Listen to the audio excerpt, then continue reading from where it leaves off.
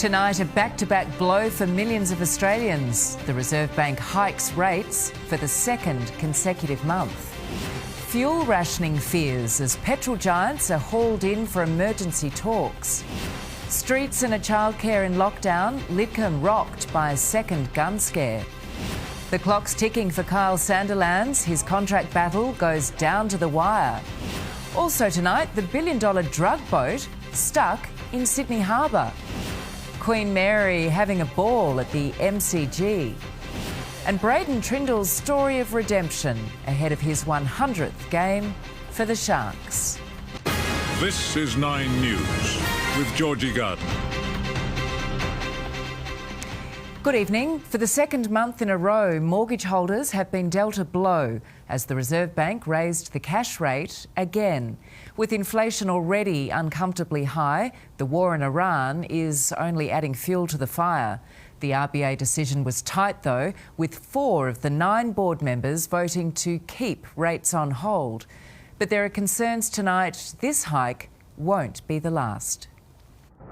A war in the Middle East causing central bankers in Australia to rub salt in the wounds. A tank of petrol costs more. That means everything else will cost more too. Filling up George Karanikos' food truck now costs him an extra $100 a week. And while he's reluctant, he says he simply has to put up his prices. So either we look for alternative products and decrease the quality, or we pass on the expense to the consumer. This is the inflation the Reserve Bank is trying to stamp out by hiking interest rates once again today. Fuel prices and this additional rise in mortgage rates is going to be hard for some people. I do understand that. But it'll be much worse if inflation gets built into the fibres, and then we will see the costs of everything going up. It was a split decision from a divided board. 5 members in favour of a hike, 4 wanted to hold. All the big 4 banks today passing on the rate hike within 3 hours. We don't want to have a recession, but if it's hard to get inflation down, then, we're going to have to deal with that. For those with a $600,000 mortgage, this rate rise will mean finding an extra $91 a month to give to the bank, while a $1 million mortgage will cost an extra $151 a month to service, and they could go again. We're not changing our view that they are going to go again in May. They came into this, even before the Middle East conflict, with inflation that was too high. The Treasurer again blaming strength in the private sector, but I meant it when I said there'll be more savings in the budget in May. It's clear that the government is denying their contribution. My fuel bill has gone up, the cost of everything's gone up, and now keeping a roof over my head in the form of a mortgage or rent goes up as well. Are they on board with the plan here? It is hard, I understand that, but it is the only instrument we have, and it is important that we get inflation down. For households, this is wearing thin. Just compared with a few weeks ago, they're paying about $80 a month more for fuel and as much as $300 a month more in mortgage interest. All to tackle an inflation crisis the RBA and government simply can't get under control. And thanks to the war, it will get worse. How much can they spend on a souvlaki, for example, or chips? I mean, there's limits to everything. Chris Kohler, 9 News. Political editor Charles Croucher joins us now from Canberra. Charles, rates are up, fuel is up. So what can Treasurer Jim Chalmers do to bring things under control? Evening, Georgie. Well, that 5-4 split vote today will give the Treasurer and borrowers hope for hold in May, but uncertainty rules. Donald Trump and the ruthless regime in Iran probably hold the key, and unfortunately, they won't be losing any sleep over Sydney mortgage holders tonight. The government cannot control what's happening in the Middle East, but the Reserve Bank noted that inflation was already too high before the war broke out. That means the government must instead look to the budget. Jim Chalmers has nearly 2 months to publicly or privately or subtly or subliminally show the Reserve Bank that restraint will be the order of his budget. That challenge as the government asks all Australians to show restraint at the Bowser. The lines of the times, higher petrol prices somehow driving higher demand. We were very clear with the industry that they need to be open, honest and transparent with their customers. The ACCC holding an emergency meeting with major retailers, Ampol, BP, Chevron, 7-Eleven and Caltech's parent company Euro Garage. Also there, state automotive associations and the Institute of Petroleum. The ACCC has the powers that they need to crack down on any dodgy behaviour. I think we all agree that the crisis we face in Australia today is a demand crisis and not a supply crisis. Tonight, the Deputy Prime Minister refusing to rule out fuel rationing in the future. This is a function of how long this conflict continues, and that's not something that I can answer in terms of what's going to happen. All companies say to me that they fully expect all deliveries all through March and well into April. It's been 47 years since the last nationwide restrictions. Only those motorists whose number plate ended with an even figure were entitled to buy petrol, but there were those who didn't qualify who queued up for long periods anyway. Filling up was also capped. One Nation says it's already time to bring it back. It'd be handy if you didn't close those refineries when you're in government. Well, I kept the last two open. The ACCC was told that the worst of the price rises in stores and supermarkets is still to come. We need to get the fuel out of our metropolitan areas into those rural communities where it's needed to grow your food and fibre, where it's needed to get kids to school. Regions reared through drought, tonight facing a different kind of dry. Charles Croucher, 9 News. Police are tonight searching for a man who triggered a lockdown at Lidcombe after threatening a woman at gunpoint in an underground car park. This morning's ordeal was just one street away from yesterday's deadly shooting ambush.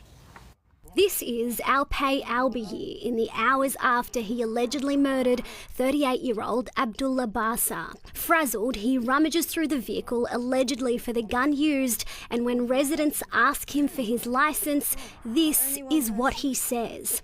I had it. I got my friend and my brother.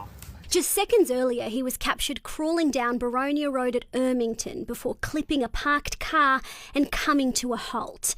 It was this crash that led police to the 21-year-old. He's now been charged with murder alongside 22-year-old Joseph Yapoa. It's alleged they're among 7 men who waited 5 hours for Basa at his Lidcombe home before they shot him dead and assaulted his friend Harish Ramasamy. There's still a number of offenders outstanding in relation to this investigation, and police are working tirelessly again today. Joshua Yapoa's mum has told 9 News that he was a good boy who was studying at university until he mixed with the wrong crowd about 4 months ago. Today, he and his co-accused Alpay Albihi made no application for bail. They'll remain in custody until they front court again in May. And just 24 hours after that brazen shooting, another scare. A woman threatened in her car park by someone with a gun. Several streets at Lidcombe shut down this morning. Dozens of residents sent into lockdown, including a childcare centre. There was these heavily armoured police, which I'd never seen before, with masks and camouflage uniform, carrying shields. The Tactical Operations Unit searching for more than an hour before they cleared the area, declaring it safe.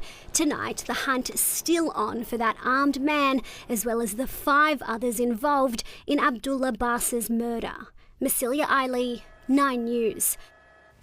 It's going to be a long night for Kyle Sandilands, forced to wait until midnight to find out if his $100 million job with Kiss FM is safe.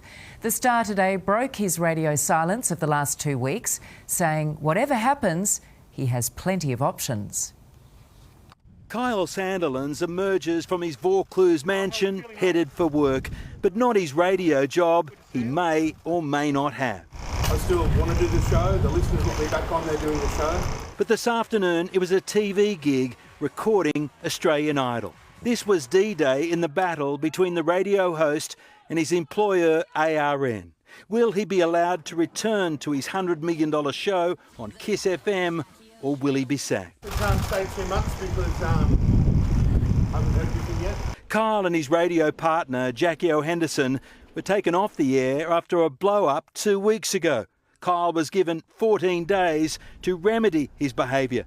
Jackie saying she couldn't work with him anymore. I don't think we're going to be seeing another Kyle and Jackie O show, I'm afraid. And the station owners are intent on dragging out the suspense, announcing its decision not at the usual close of business, but at midnight tonight. At the end of the day, I've got a contract with ARN. I expect to honour that. And KISS will find out just how valuable the Kyle and Jackie O show is on Thursday when the next radio ratings drop. The pair has long dominated the Breakfast FM slot and they're expected to win again, even though they've been off air for the past 2 weeks. Either way, Kyle is confident he'll end up cashed up. No idea yet. Many options. Hey buddy, are you going to buy ARN? There's many options. At 1 minute past midnight, we'll know for sure. Damien Ryan, 9 News. The police operation to protect Israel's President Isaac Herzog in Sydney cost more than $500,000, 9 News can reveal. Officers worked 3,000 additional shifts during February's 4-day visit, which made up the bulk of expenses. The figure does not include the cost of rostering on extra officers for the town hall protest against the President's visit. The family members of accused terrorist Naveed Akram are said to be living in fear, becoming the targets of vigilante death threats and vandal attacks since the Bondi Beach massacre. The alleged gunman wants their identities to be kept secret. The man accused of taking loved ones from 15 families now asking for special treatment for his own. Naveed Akram hanging his head in a jail cell at Goulburn Supermax as a court heard his mother, brother and sister have received almost a dozen threats since the December terror attack. The family's Bonnyrigg home has been vandalised with eggs, pork and a bottle of suspected urine. In another incident, 2 men in a ute parked across the driveway and yelled, "We'll come and kill you." On a different night, several men were seen banging aggressively on the front door. Akram's mother also received a call from a man asking, "Are you still alive?" And a text message to Naveed's brother said, "We're going to kill you." Barrister Richard Wilson SC asking for the family's names and address to be protected from vigilantes who could hurt or kill the family in misguided vengeance. Media organisations, including 9 News, are fighting against the suppression order. Early on, there was a lot of interest in the alleged gunman's family, who they were and what they knew, which appears to be nothing. The irony is, this bid for secrecy puts them back into the spotlight. Is this drawing more attention to the Akram family? Well, that's all we can say at the moment. A decision will be handed down next month. Tiffany Genders, 9 News. To breaking news, a Senate committee has signalled changes are needed to capital gains tax discounts currently applied to investment properties. The committee, which included 2 Labor members, finding the discounts skewed home ownership towards investors and away from first home buyers. Any changes would likely be announced in the May budget. With the movement of oil tankers in the Middle East at a standstill, the Australian government has confirmed it hasn't been asked to send our Navy to the Gulf. The US President today lashed out at allies who are refusing to send ships to help secure the Strait of Hormuz. The US President and his most prized warplane. Let me just hug that little sucker. The B-2 bomber among the arsenal of assets which the US says has struck more than 7,000 Iranian targets. But the regime is still fighting back and hitting where it hurts, striking the key oil port of Fujairah in the UAE, but its biggest offensive, the fuel blockade. I knew about the strait, that it would be a weapon, which I predicted a long time ago, predicted all of this stuff. You guys were very generous in that. I predicted all of it. I predicted Osama bin Laden would knock out the World Trade Center. With the Strait of Hormuz at an impasse, the US President is increasing his pressure on allies to join America in forcing it open. Numerous countries have told me they're on the way. Some are very enthusiastic about it and some aren't.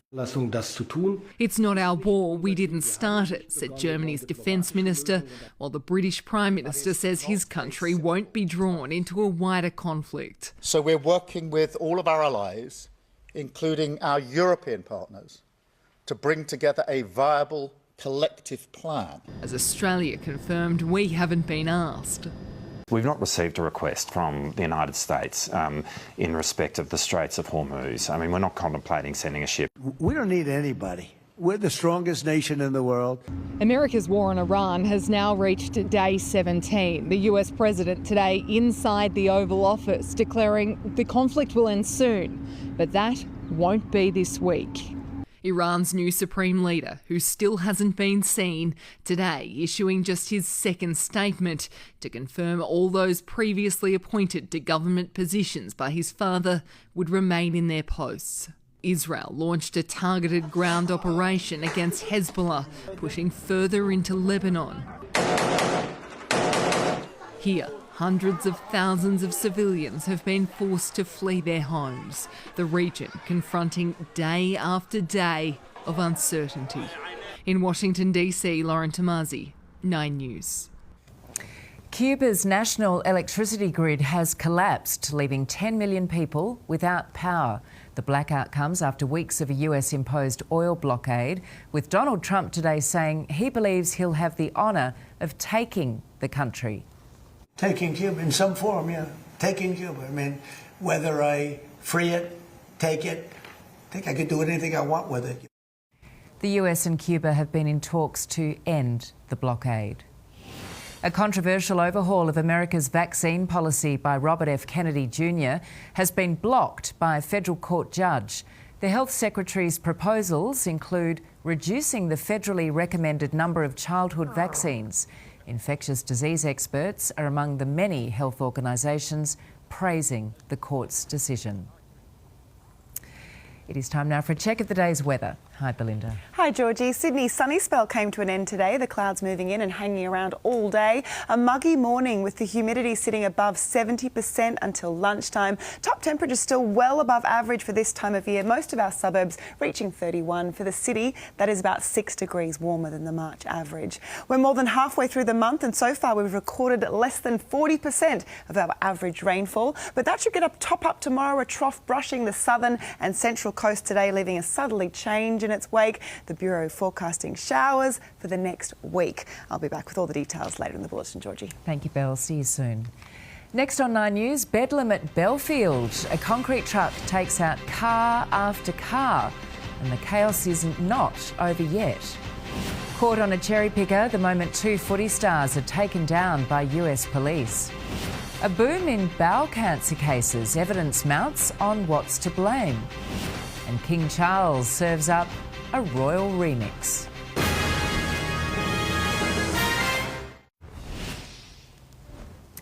There were scenes of chaos on the streets of southwest Sydney with a concrete truck ploughing through multiple cars on multiple streets. The mess so big it took 24 hours to clean up, but incredibly, no one was seriously injured.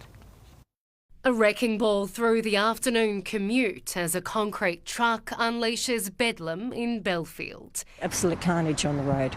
Yeah, about 5 cars were hit.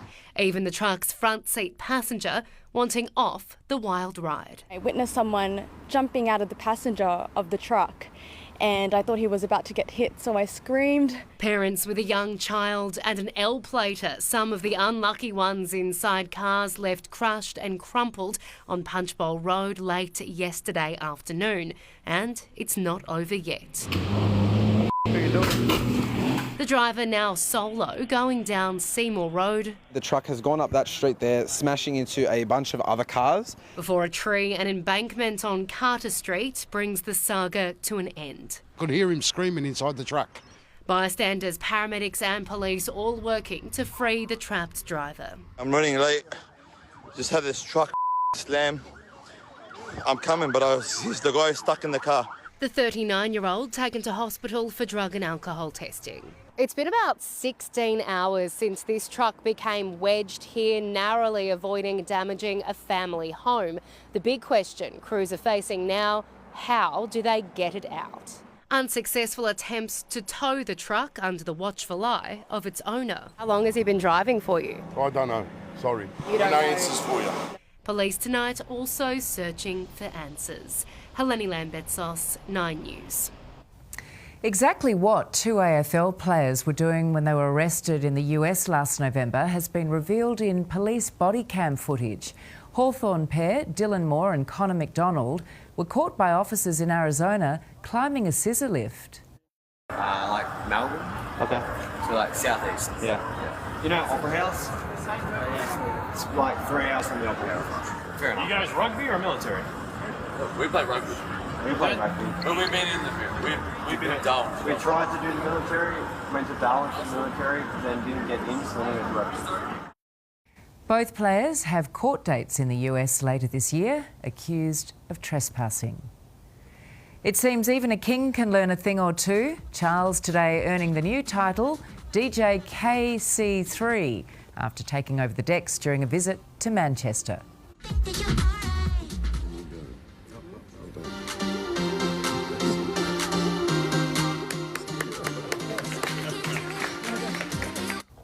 The 77-year-old monarch later squeezing in a meeting with Canada's Prime Minister Mark Carney, who was celebrating his 61st birthday.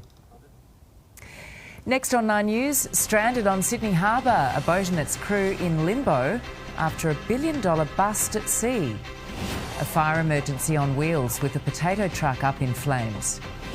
Queen of the G, pictures just in as the royal tour moves to Melbourne.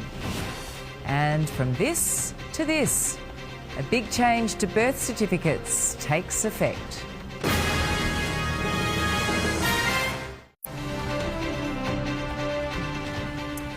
It could have been one of Australia's biggest ever drug hauls, $1 billion worth of cocaine found on board a ship bound for Sydney.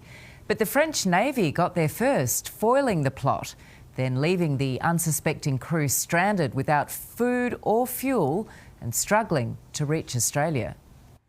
A stone's throw from the bridge, the cargo ship Raider and its 11 crew causing a diplomatic headache. You see, this isn't any old ship. It was involved in a $1 billion drug bust in January. If they've committed no offences under Australian law or in Australian territorial waters, they've got every right to go home. At the start of the year, the French Navy intercepted the Raider off Tahiti, seizing 5 tonnes of cocaine worth more than $1 billion bound for Australian shores. But on Friday, running low on food, water and fuel, the captain issued a mayday call off Port Kembla, and Sydney Water Police came to their rescue, escorting the ship into the harbour. They were distressed mentally as well because there was no food on board. They were down to 200 litres of water.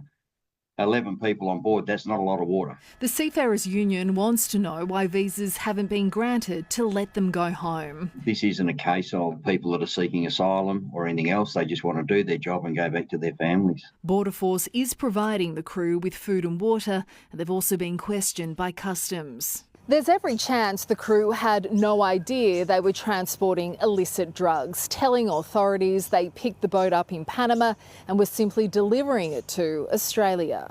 Career sailors say it's common practice for crew to never check the cargo. No, you just jump on and you've got a job to do, and that is to get that ship from there to there. Right now, the crew of the Raider in limbo and going nowhere. Sophie Walsh, 9 News. Disturbingly, Australia has the fastest growing rate of young people diagnosed with bowel cancer in the world. That's motivating researchers to investigate if the trend could be linked to diet and the impact of common food additives on our gut microbiome.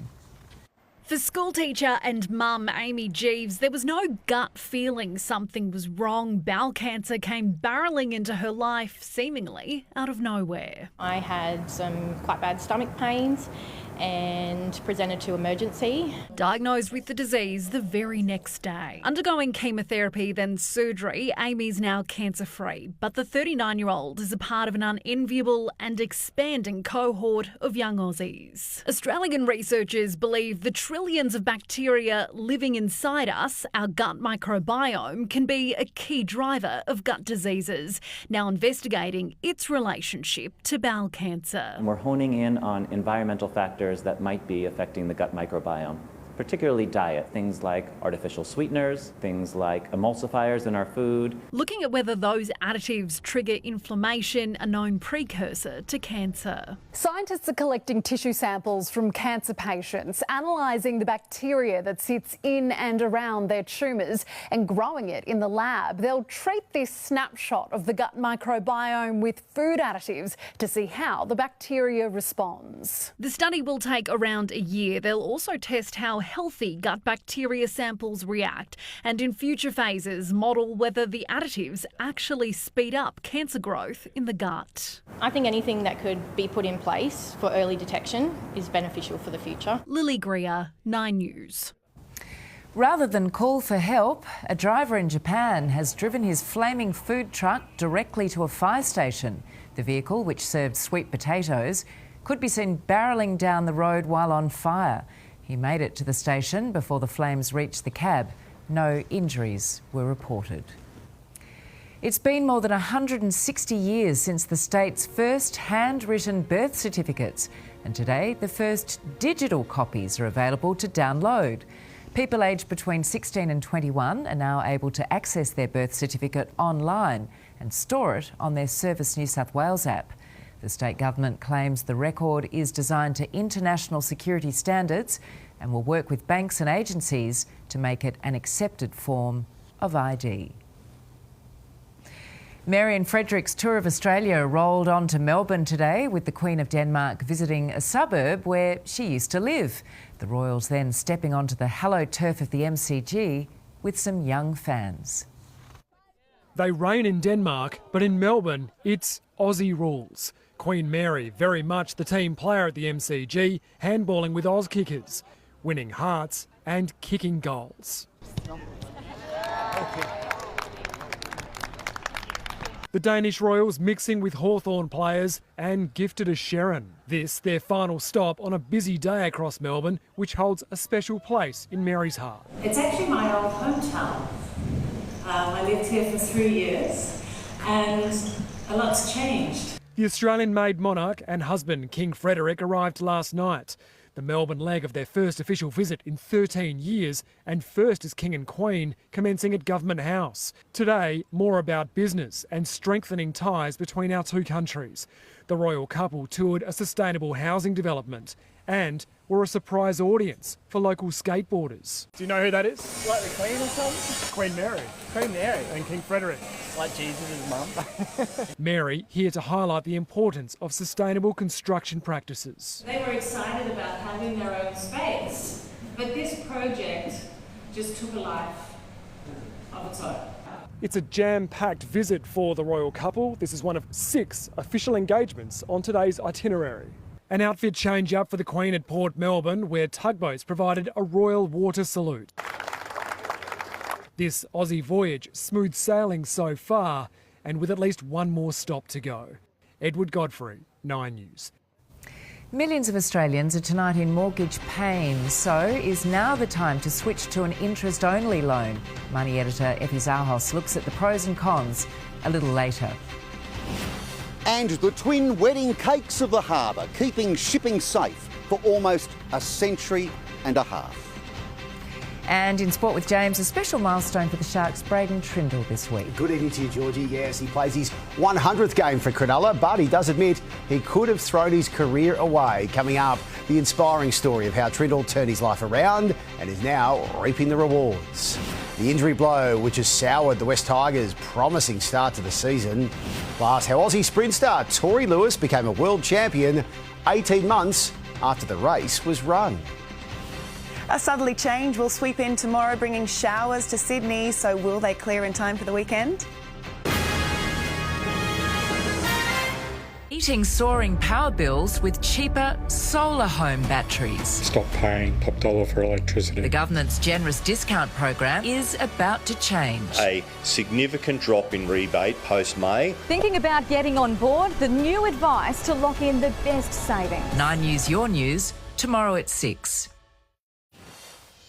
Braden Trindle has become a superstar for the Sharks, but the half admits if he didn't change his life away from the field, his career would have slipped away.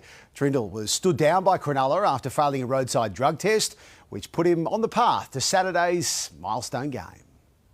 100 NRL appearances for Braden Trindle. After what happened 2 years ago, he's counting every game. I think it was a career-defining moment, and I had to, step back away from the game a bit and think about what I really wanted to get out of it. And, I think it's made me a better person and a better player for it. Trindle pleaded guilty to driving with drugs and alcohol in his system on his way to training after a night out. Stood down, he was forced into serious conversations with Cronulla and his family about the future of his career. We spoke into detail about what I really wanted to get out of, rugby league and just make a bit of a legacy for myself and set myself up after footy. And this is the career that I want to be in. And at that time, it was something that could have got taken away from me. So I, had to, become an ultimate professional, like Fitzy always says to us, and, really, take my game to a new level. The Shark star has done that, finding career best form and his voice growing into a leader of the team. Yeah, obviously really proud. I think now you see his personality, he's bouncing around, he's making jokes, he's dancing, he's singing, he does everything to get the energy and the mood up, and we love that about him, and he brings it every day, and we're so lucky to have him. The Sharks host the Dolphins on Saturday. Trindle's measure of success in his milestone match, simple. Definitely getting a win, but seeing all the family there in the crowd as well. You must be pretty proud of yourself. Yeah, definitely proud of myself, 100%. Sam Jordan, 9 News. Hooker Reece Robson has made a remarkable recovery, named to make his Roosters debut at hooker 4 weeks earlier than expected after breaking his thumb in the pre-season. A major boost for their opponents too. Liam Martin is set to return from his calf injury for Penrith on Friday night. Brisbane-bound Blues prop Mitch Barnett has been named in the Warriors' 23-man squad as he pushes to come back from an ACL injury. Harry Grant has urged fans and the media to lower expectations around fullback Su'Fa'alongo as he finds his feet in Melbourne. The Storm's new number 1 will be put to the test on Friday, squaring off against Broncos superstar Reece Walsh. The pain of a grand final loss never goes away, but the Storm insists they've moved on from last year's defeat to Brisbane. Broncos got the win last year, and we got a clean slate, and it's a new opportunity, a new year, and a new squad. The reigning premiers haven't won a game since, but the Storm are bracing for an ambush.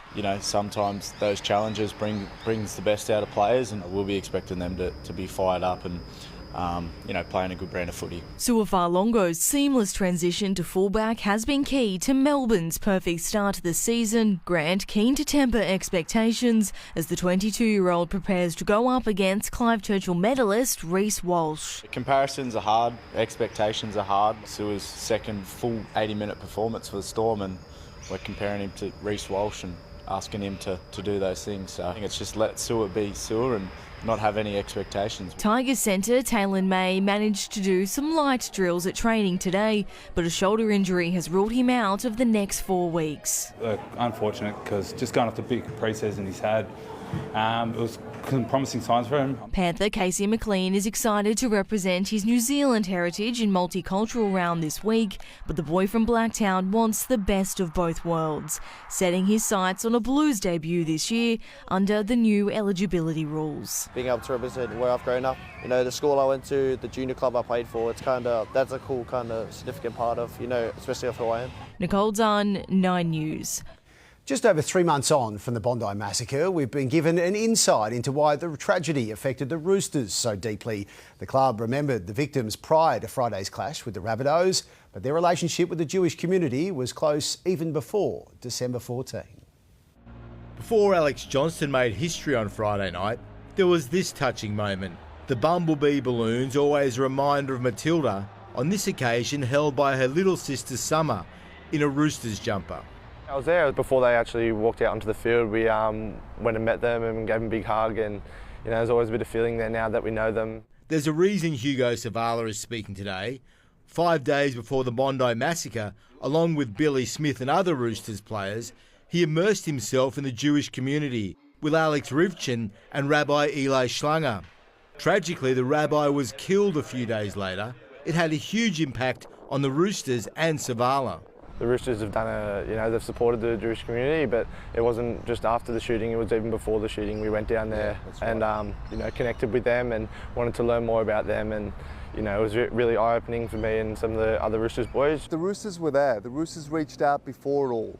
They wanted to engage with the community. They wanted to learn about what it meant to be Jewish in Australia. It was sincere and heartfelt, and they were so affected and personally touched by seeing people who they'd met become injured, seeing them killed, and their response was just so heartfelt and so sincere. And Alex says the tribute on Friday night to the victims and the players' community involvement can make a real difference. They learn about the community, and we learn about what it means to be a part of a football club, that it's not just a bunch of blokes playing footy on the weekend. It's a place of tradition and values, just like the Jewish community. Danny Weidler, 9 News. The Waratahs are promising to go back to basics this week when they host the second place Blues, wanting to give fans something to cheer about after a difficult fortnight. Last time at home, we weren't us. We didn't do what we say we'd do. So this week, we want to rectify that and go back to what we're good at, go back to what we say we're going to do, and put on a good performance at home. The Tars have slipped to 6th on the ladder. Well, after 2 comfortable wins to start the AFL season, the Swans face their toughest challenge on Thursday night, taking on Hawthorn at the MCG without star midfielder Errol Goulden, who's having shoulder surgery tomorrow. It's an almost impossible player to replace. His skills are exceptional, probably the best in the team. So it'll definitely be difficult, but I think we can, the next blokes that are coming in, we've got blokes that have been stiff the last couple of weeks to miss out on selection. So there'll be boys coming in ready to make their mark. Isaac Heaney is also in doubt for the Swans with a hamstring issue. The Giants have put their big loss to the Western Bulldogs down to a lack of effort and are looking to bounce back against St Kilda on Saturday. Our effort wasn't there.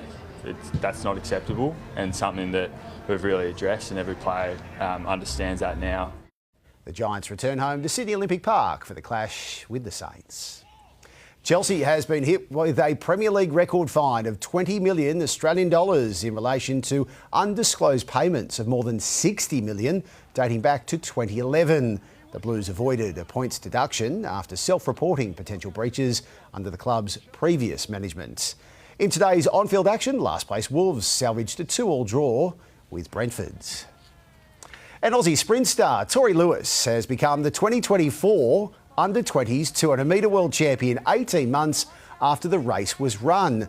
Lewis crossed the line in second in Peru, but the winner, Adacia Hodge, has been stripped of the title after being banned for doping offences. Fellow Aussie Jess Malat ran 4th on the day and has now been elevated to the bronze medal. A couple of Aussies to keep an eye out. Lead up to LA 2028, Georgie. Excellent. Good to see you, James. Thank you. Next in 9 News, last drinks for an icon of Oxford Street. Also, former NRL player Curtis Scott and his mother facing assault charges.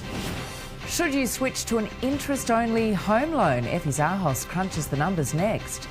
And putting the shine on our oldest lighthouses next, a makeover mission on Sydney Harbour. Households copped the pain today, but the share market finished slightly higher, with 6 of 11 sectors stronger.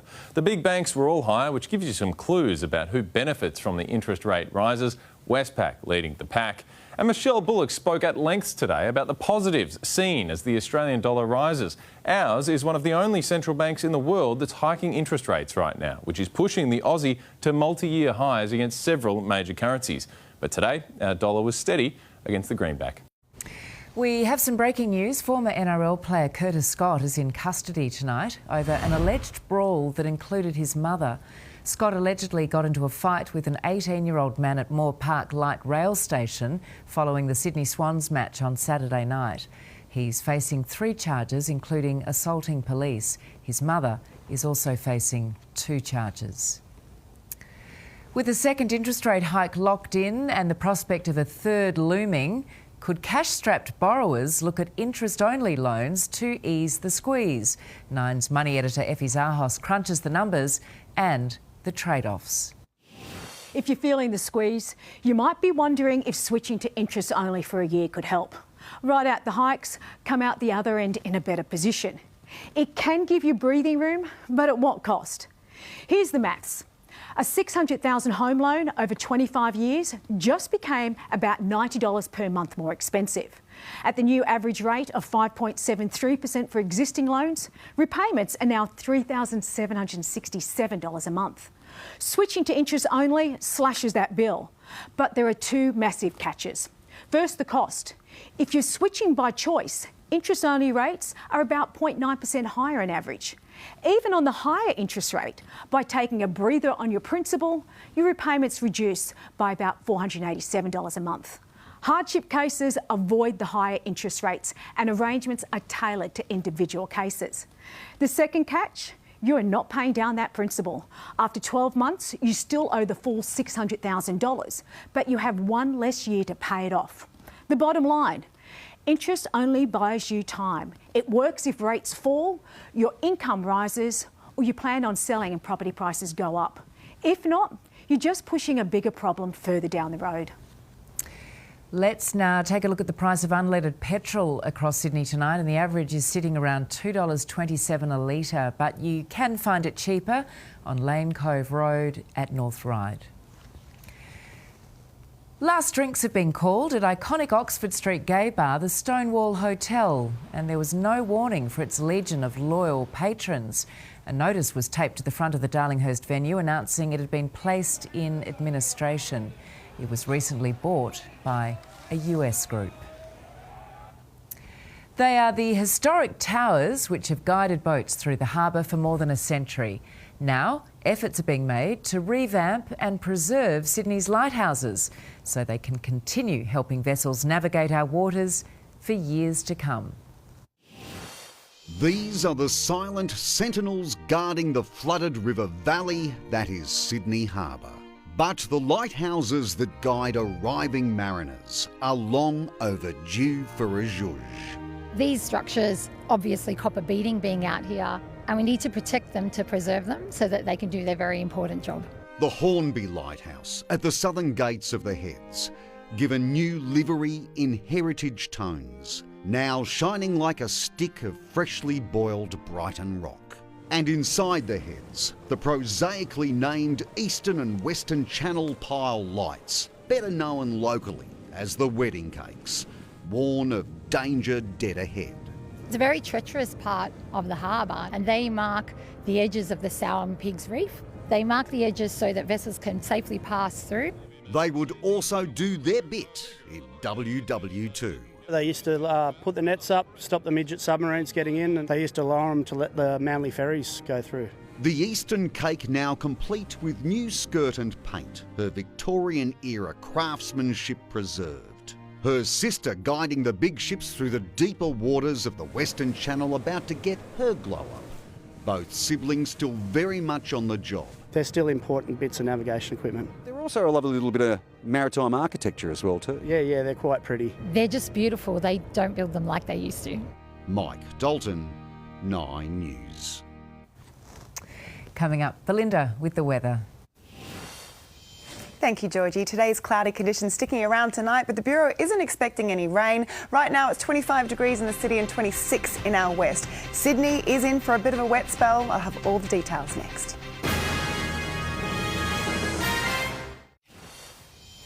Hello again. Cloudy skies over Sydney today with just a few little glimpses of sunshine. Top temperatures remaining well above average for this time of year. Light winds allowing the mercury to climb, the city reaching 31. Our west climbing into the low 30s for the second day in a row.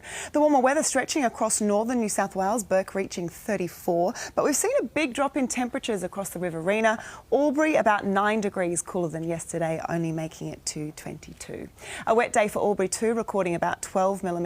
On the map you can see just how widespread those showers over the southeast have been. Thredbo picking up 15. Even heavier falls in the far west though, with up to 25 millimetres so far.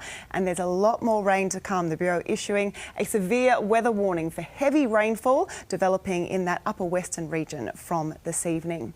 It is all thanks to a trough sitting over that region and lingering tomorrow. Another trough off the coast stalling over the Hunter and mid-north coast, bringing a southerly change and more showers and storms. Brisbane also expecting a shower or two tomorrow with a top of 29. A much cooler 23 for Canberra with a medium chance of showers, most likely in the afternoon and evening. Melbourne also peaking at 23 but staying dry, and another hot day ahead for Perth, soaring to 36 under sunny skies. Back home to New South Wales, and you can see where all of that rain is expected to fall. Widespread rain or showers, plus isolated thunderstorms in the far west, isolated to scattered showers elsewhere, and maybe some stormy weather in the south. Sydney Sydney also in for a day of unsettled weather, partly cloudy with a high chance of showers. The Bureau also says there's a chance of a storm in the morning, possibly severe with heavy rain. 0 to 30 millimetres is forecast for the city and 0 to 8 in our west. Those southerly winds bringing cooler temperatures. Tops in the mid-20s in our west, and the city also heading for 26. And tomorrow is just the start of the wet weather. More showers on Thursday with a further 3 to 20 millimetres forecast. Then depending on how long that trough sits off the coast at this stage, we could be in for a wet weekend. Showers and 26 on Saturday and then 25 with a shower or two on Sunday. Our west in for 2 to 20 millimetres on Thursday, then maybe a storm on Friday. Showers over the weekend with a top of just 24 on Sunday. So I don't think we'll be heading to the beach this weekend, Georgie. No, we'll need the brollies. Thanks, Belinda. And that is 9 News for this Tuesday. Ali's up next with a current affair. I'm Georgie Gardner. Thanks for being with us. Enjoy your evening. Good night.